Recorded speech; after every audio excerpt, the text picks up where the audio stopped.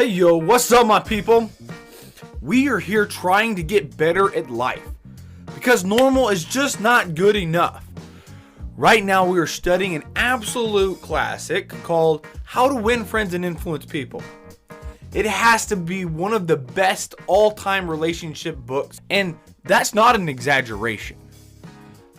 Today we are covering chapter 2, which is about understanding basic human desire so that we can give people what they need in a relationship, which is the best way to form a rock-solid relationship. So, let's get to it. There is only one way under high heaven to get anybody to do anything. Did you ever stop to think of that? Yeah, just the one way, and that is by making the other person want to do it. That quote is from Dale Carnegie. So, in theory, you can make that person want to comply by blackmail or by threat, but this will eventually backfire and they will give you what you actually deserve instead of what you wanted. So, if we want to have continued success getting someone to do something, we need to understand what they want. What are their desires? The American philosopher John Dewey said that the deepest urge in human nature is the desire to be important. Freud called it the desire to be great, but I think the desire to be important is more accurate. Think about it.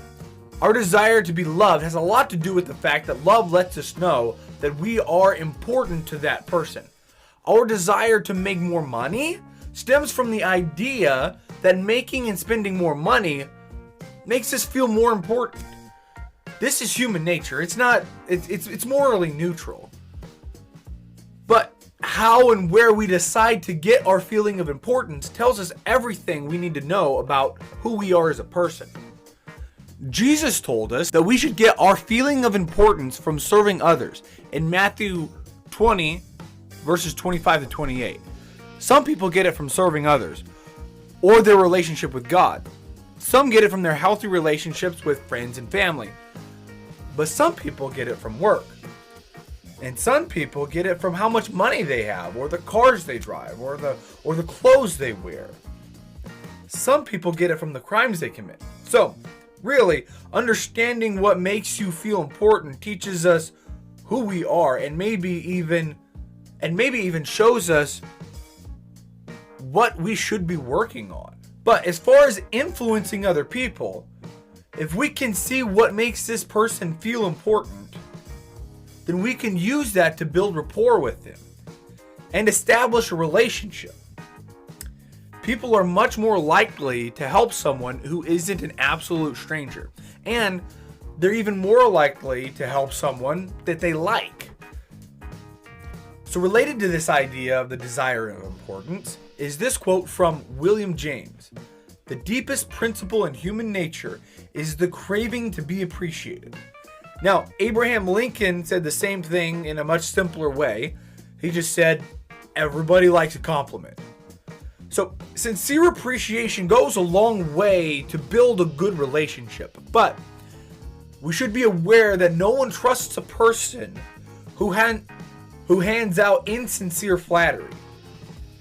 Flattery is insincere.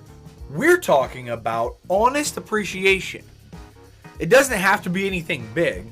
It can be a relatively insignificant habit that they practice that you honestly admire or appreciate.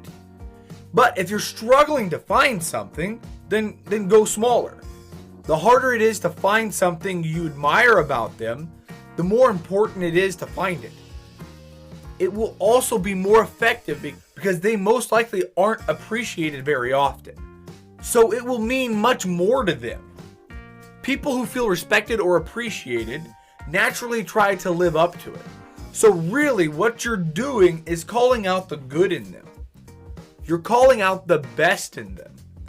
When you call out the best in people, or when you call out people for doing good, they will be happy that someone noticed. And they will most likely do more of whatever it was.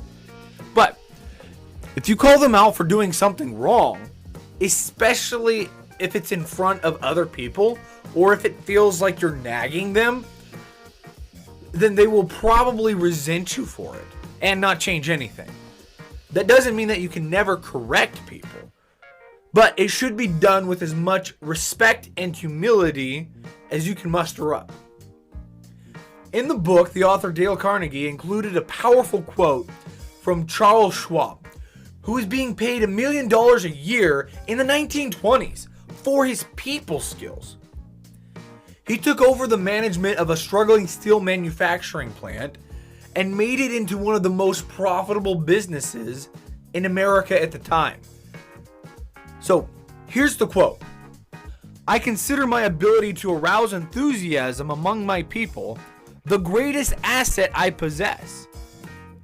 And the way to develop the best that is in a person is by appreciation and encouragement. There is nothing else that so kills the ambitions of a person as criticism from superiors. I never criticize anyone. I believe in giving a person incentive to work. So I am anxious to praise, but loath to find fault. If I like anything, I am hearty in my approbation and lavish in my praise." So if we want to develop the best in those around us and build the best relationships possible, we should learn to live a lifestyle of genuine appreciation and encouragement. We should be the ones calling out the best in people.